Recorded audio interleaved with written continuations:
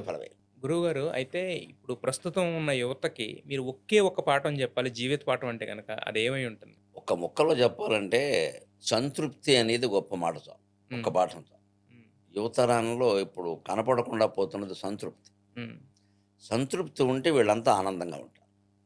ఆడపిల్లలు, మగపిల్లలు ఇద్దరు కూడా. అసలు పెళ్లి చూపుల్లో నువ్వు ఇంకా ఎంత సంపాదిస్తావని కాదు అడగవలసింది అమ్మాయైనా, అబ్బాయైనా. హ్మ్. ఉన్నదాంతో నువ్వు సంతృప్తిగా ఉన్నావా? Are you satisfied with what you have? This is the first question and this is the next question. అదే క్వెషన్. నాకేదో ఇంకా ఇది సరిపోదండి అంటే వాడిని చేసుకోపోవడం మంచిది. ఆ అమ్మాయినైనా అంతే. హ్మ్. వీళ్ళ తల్లిదండ్రులు అలా అడగట్లేదు. పిల్లలు అదృష్టం. ఏ కంపెనీ?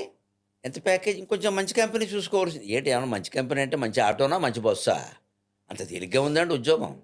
ఇప్పుడు మంచి కంపెనీ చూసుకొని బాగా పైకి ఎదిగి నెలకి 2,00,000, 3,00,000 జీతంతో ఉండగా తీసి పారేస్తున్నారు. హ్మ్. ఏది మంచి కంపెనీ? ఎవరు చెప్తారు ఇది? చెప్పలేరు. అంతకంటే చెప్పలేరు గురుగారు. పెద్దవాళ్ళే చెబుతున్నారు కదా! ఇప్పుడు. తాపీ మేస్త్రి 60,000 ఇస్తే గాని దొరకట్లా. హ్మ్. ఇంజినీర్ 15,000కి దొరుకుతున్నాడు. ఏది మంచి కంపెనీ? నువ్వు ఇంజినీరింగ్ చదివి ఏం చేస్తావు ఇక్కడ? అంతే. ఉంది ఈ ఆలోచన సంతృప్తి ఒక్క హ్మ్. పాట నేనైతే అదే చెప్తాను. హ్మ్. ఉన్నదాంతో తృప్తిపడు. మనిషి నిశ్చింతగా ఉండాలి. అసలు ఆసుపత్రి మొహం చూడకుండా ఉండాలి అంటే 3 మాటలు. హ్మ్. ఉన్న చోటే ఉండు. ఉన్న పనే చేసుకో. ఉన్నదేదో తిను. ఇంకేం అక్కర్లేదు. నువ్వు పల్లెటూరులో ఉన్నావు. అక్కడే ఉండు. హ్మ్. అక్కడ ఉన్న పనే చేసుకో. వ్యవసాయమా? వ్యాపారమా? మీ నాన్నగారి కిరాణం కొట్టుంది. నడుపుకో. హ్మ్. బయటికి రాకు. హ్మ్. అలా ఉంటే ఎవడు పిల్లనిస్తాడు? చేసుకోకు. అంతే మొండితనం అంతే ఇంకండి. అంతే. ఈ వివాహం ఒకరి అవసరం ఏం కాదండి ఇక్కడ. హ్మ్. పిల్లనివ్వకపోతే మానేమని చేసుకోకు. హ్మ్. బోలెడు చేసుకోకుండా ఉన్నారు ఈవేళ. హ్మ్. కొంపలేం అంటుకోలేదు. సంసారం చేయడానికి చాలామంది ఉన్నారు. సంతృప్తి పడేవాళ్ళు ఎవరు లేరు ఇక్కడ. ప్రతి దాని మీద మొండితనం అంతే ఇంక. నాకు హ్మ్. అవద్దు. నీకు హ్మ్. కుదరదు. హ్మ్. ఇలా అయితేనే. హ్మ్. ఖచ్చితంగా చెప్పాలి. హ్మ్. అంతేగాని ఇంకా అలా ఉంటే గాని కుదరదు, ఇలా ఉంటే గాని మొత్తం నెత్తికెక్కుతారు ఇంక. హ్మ్. నేను ఉన్న చోటే ఉంటాను. ఉన్న పనే చేస్తాను. ఉన్నదేదో తింటాను. నాతో పాటు గంజి తాగడానికి సిద్ధంగా ఉన్నావా? లేదా పో. హ్మ్. ఇది సంతృప్తి. హ్మ్. ఆ సంతృప్తి ఉంటే ఎక్కడ ఉన్నా, ఏ ఊళ్ళో ఉన్నా, ఎవరి మధ్యలో ఉన్నా ఆనందంగానే అడవిలో ఉన్నా సరే, అబ్ది మధ్యలో ఉన్నా సరే ఆనందంగానే ఉంటుంది. ఇవాళ సంతృప్తి లేదు. ఉండనివ్వడం లేదు. నేను యువతరాన్ని అనడం లేదు. మా వయస్సు వాళ్ళకే నమస్కారం పెడతాను. ఉండనివ్వడం లేదు.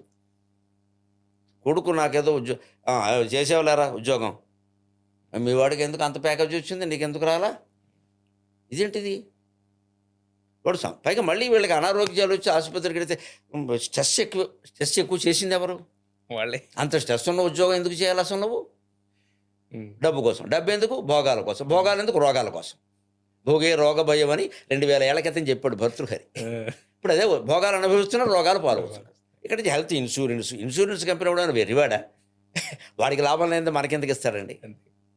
వాడు ఇస్తాడు కదా! వాడెవరు? నీకేమైనా మేనత కొడుకా? ఎందుకు ఇస్తాడు? 10 మంది దగ్గర పోగేసి మనకిస్తాడు. 10 మంది దగ్గర వాటికి నష్టం వచ్చిన కంపెనీ మూసేస్తాడు. కంపెనీ. అంటే సంతృప్తి అని ఒక్క మాటతో ఈ ప్రశ్నకు సమాధానం చెప్పి అది ఉంటే బాగుంటాం. దేంతో సంతృప్తి? ఉన్నదాంతోనే తృప్తి. హ్మ్. అలా ఉండు. ఆనందంగా ఉండు చాలు. అంతే. ఏ రోగం ఉండదు. ఏమండి ఒక ఇబ్బంది ఫిల్టర్ కాఫీ తాగి 2 వేపుడు ముక్కలు తిని పచ్చడి తినడానికి ఇంతంత ఆస్తులు అవసరం లేదండి ఎవరికీను. ఇంతంత ఆస్తులు అవసరం లేదు. ఓహ్! 16 పదార్థాలు పెట్టుకుంటున్నారు. అందులో అన్నీ వదిలేస్తున్నారు. హ్మ్. గురుగారు